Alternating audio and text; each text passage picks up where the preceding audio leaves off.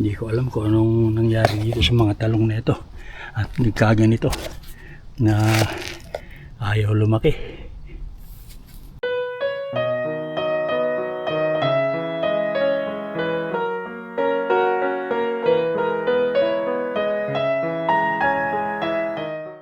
Good morning po mga kasenyor. Kumusta na po kayo? Ito po at ako'y nakasuot na naman ng aking uniforme dito sa pag-garden. Kasi nga po ay talagang napakalamok ngayong ang mga araw, itong mga huling araw. At kasi nga po nag-uulan at saka parating basa yung paligid, nakapangitlog po yung mga lamok at nakapamisa pa sila, kaya yan, nakapagparami, kaya napakalamok po ngayon dito sa bakuran.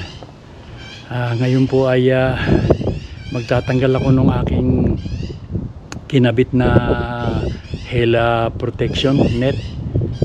At kasi po napapansin ko nakalilim sila kasi nga po kulay blue yung aking net na ikinabit.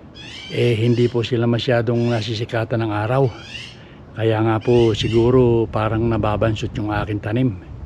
At saka yun nga po, ulan ng ulan, yung ibang halaman ayaw naman din nung gano'n na permis ang ulan. Yung iba naman gusto rin ng sikat ng araw. At saka po pagka umuulan, lumalamig naman po sa gabi.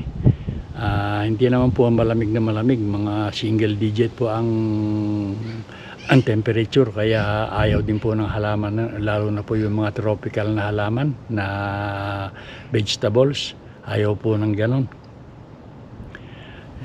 Yun naman pong yung kamukha po ng si Charo, yun naman po nakaayon sila dito sa panahon dito, okay naman po yun. So samahan na lang po ninyo ako mga kasenyor sa pagtatanggal ko ng aking hail protection net at saka yung pong magpapataba po ako ngayon. At baka sakaling yung mga ibang nahuhuling mga halaman, yung mga parang nabansot, mapahabol ko pa. Total ngayon pa lang naman po talagang gumaganda yung panahon namin. At pero ito pong linggo neto kasi talagang kumbaga nakakuha na yon, naka-asa record na yon na pagka yung stampede week talaga pong inuulan yon. At hindi naman basta ulan, kuminsan may kasama pang hail. Kaya sana naman huwag kaming daanan uli ng hail na kamukha nung nagdaan nung nakaraan, nung isang linggo yata yun o 2 linggo na nung nakakaraan. So sige po mga kasenyor, at samahan na lang ninyo ako sa aking pagpapataba at pagpapakita ng mga halaman na yung mga nabansot na halaman yung ayaw magsilaki, at saka yung mga medyo lumaki naman. Sige po, at tara, samahan na lang ninyo ako. So ayan mga kasenyor, yung aking bakuran, at masikat na naman ang araw. Yan, at titignan ko yung aking mga tanim. Kukuha ako ng ngayon itong net, itataas ko siguro hindi naaarawang masyado yung aking mga tanim. Pero yun namang okay naman, iwato dun sa kabilang mga plat.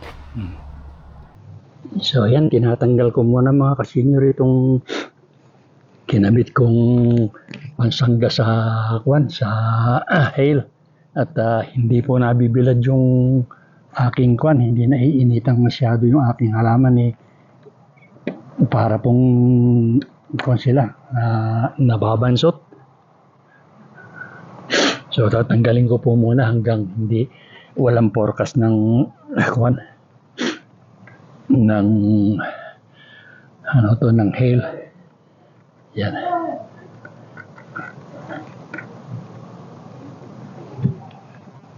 Tingnan nga sino ba ito.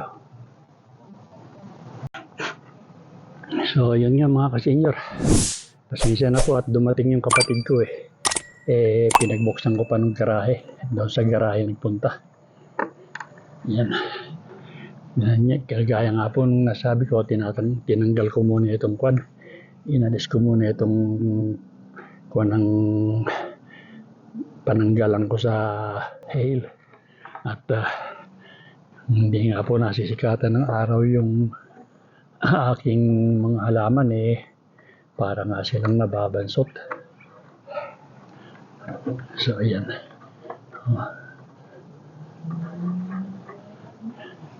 Ganyan lang po mga ka-senior.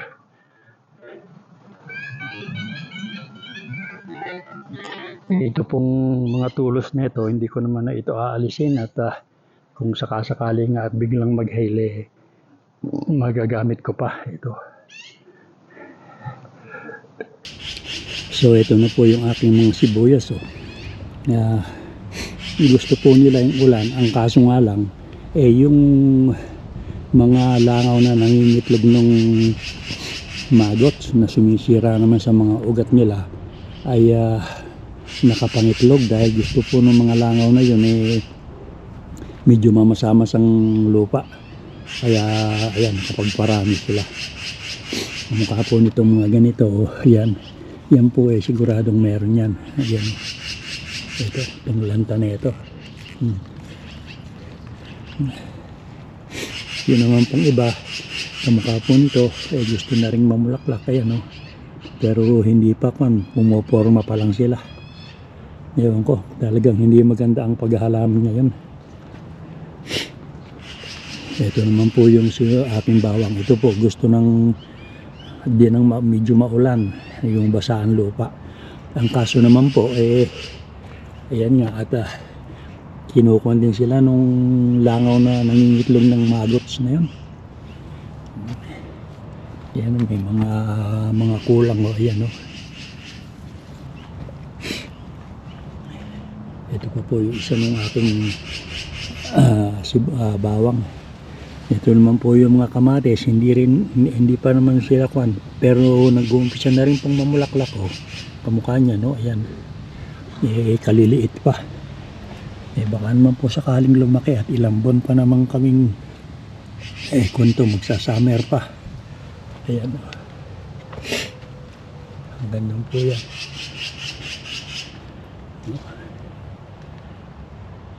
Ayan, lahat po sila may mga bulaklak na mga ka-senior. Ayan. Itong talong ko parang hindi po ito lalaki. Ayan po ang itsura.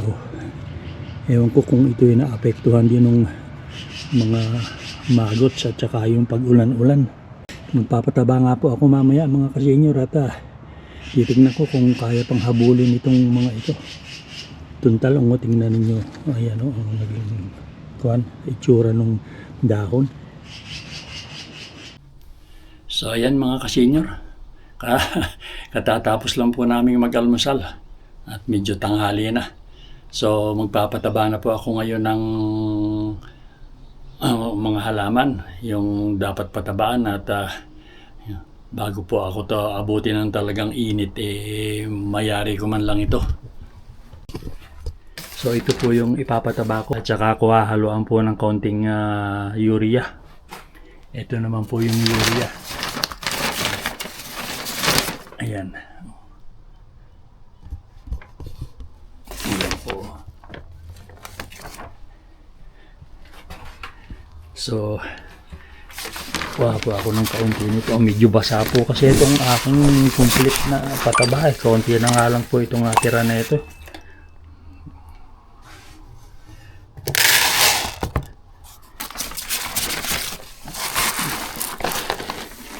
Yan. Tama na po siguro yan. Tsaka ako hahaluan ng kaunting urea. Ayan po.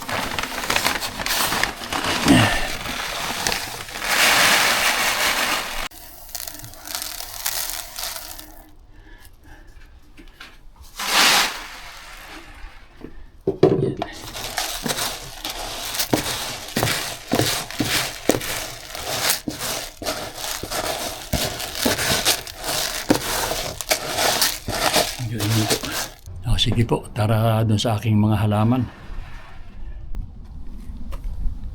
Yan. So ito mga kasenyor, yung papatabaan ko, itong mga beans. Yan. No. Hanggang doon sa dulo. Tapos tsaka itong mustasa. Ayan. Patabain na rin po sila eh. Ayan. Kaya lang hindi maganda ang pagkakasabog ko dahil nga nabunton sa isang gilid noong sinabog ko nag-hail po pagkatapos ko magsabog. Eh ito, patatabaan ko na rin ito mga kasenyor at may bulaklak na oh. Ayan oh. Tatlo lang yan eh. Ito eh mukhang kuwan ito. Mukhang ewan ko ba kung anong masasabi ko rito sa ito sa isang ito. Ayan po, may maibig na ring magbulaklak. Oh. Ayan. Oh, sige po mga kasenyor, at ako'y mag-uumpisa na. Hinukay ko po nito. Ayan. At lagyan natin ng pataba. Bahala na kung anong mangyari dyan mga kasenyor. Basta malagyan ko ng pataba eh okay na yan.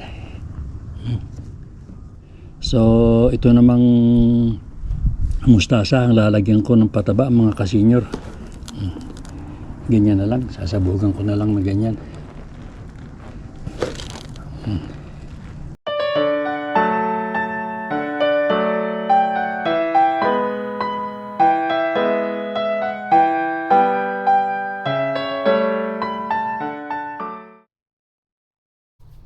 So ayan mga kasenyor, ito naman talong ang aking lalagyan ng pataba.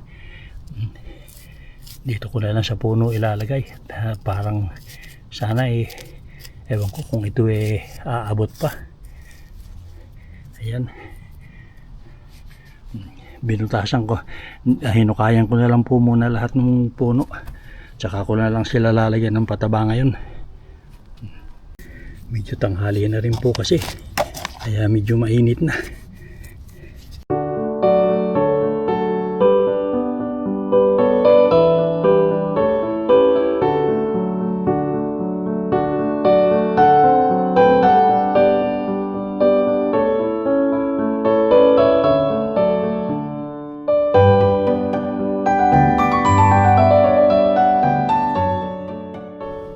Ito naman pong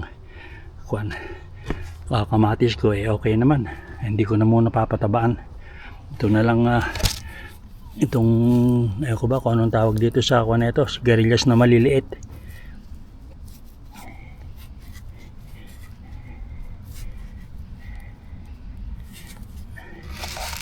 Tingnan natin kung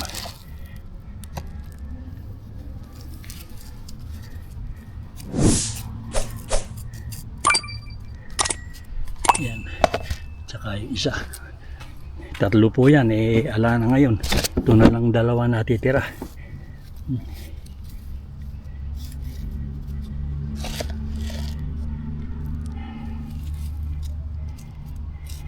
Tingnan natin kung dali sa dalawa yan. Isang mamatay at isang mabuhay.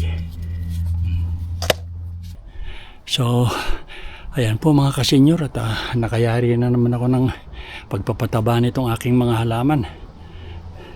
So tanghali na po at kami lalabas pa at mag-grocery. Ngayon araw po ng Biyernes. Kaya hanggang sa susunod na video na lang po ulit tayo magsama-sama mga kasenyor at ako'y papasok na. Okay po, bye-bye na.